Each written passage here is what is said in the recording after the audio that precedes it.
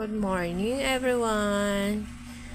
Mga kasolids, ito magluto naman tayo ng tortang malunggay with sardines. Yan. Horos muna tayo mga kasolids. Tapos, pagkatapos niyan tawag ko horos. Horos ng malunggay. Marami kasi ito eh. Fresh ko to na malunggay mga kasolid. Kasi galing pa to sa puno. Nagmamadali na ako nito mga kasolid. Kasi yung oras ba ang bilis. Wala pa kasi kami amusal. So yan mga kasolid. Bilisan natin paghoros ng malunggay. Para makakain na rin tayo. So, pagkatapos ko nito maghoros mga kasolid, ito naman ang gagawin ko yon. Tapos na mga kasolid, marami no. Hinati ko yung mga kasolid kasi yung nagkuha lang ako para tawag ito. Para i-mix dito sa sardines. So, yan mga kasolid, sardines naman tayo. Pinipino ko yung sardines. Saka, lagyan ko ng 3 eggs. So, pagkatapos nito mga kasolids, lagyan ko ng seasoning.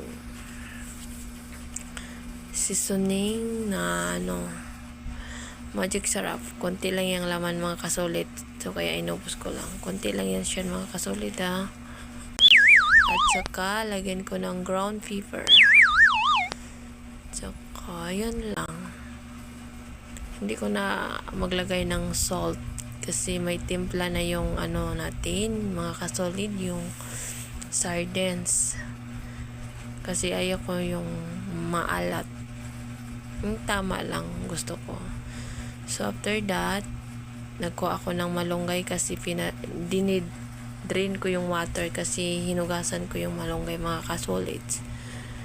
So, yan, minimix muna natin yung eggs at saka itlog. Eggs at saka sardines.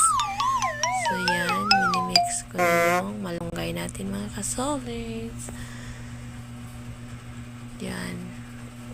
Mix natin. Mix natin mga kasolid. Tandahan baka masayang. Baka matapon yung iba, sayang yung itlog. So yan, ganyan lang mga kasolid. Healthy pa to na mga kasolid. Yung mga anak na hindi kumain ng puro malunggay, ito ang dapat gawin nyo para kakain yung mga anak natin. So, yan. Lagyan ng itlog at saka sardines. So, healthy to mga kasolids. Kaya, dapat talaga kumain tayo ng everyday ng gulay. Kasi healthy to mga kasolids. So, done. A few moments later. So, ito na mga kasolid. Maglagay na ako ng sa kawali ng oil. Tama lang, wag sobra. Kasi marami naman. Stop. So, painitin muna natin. So, yan. Ilagay na natin. Yun.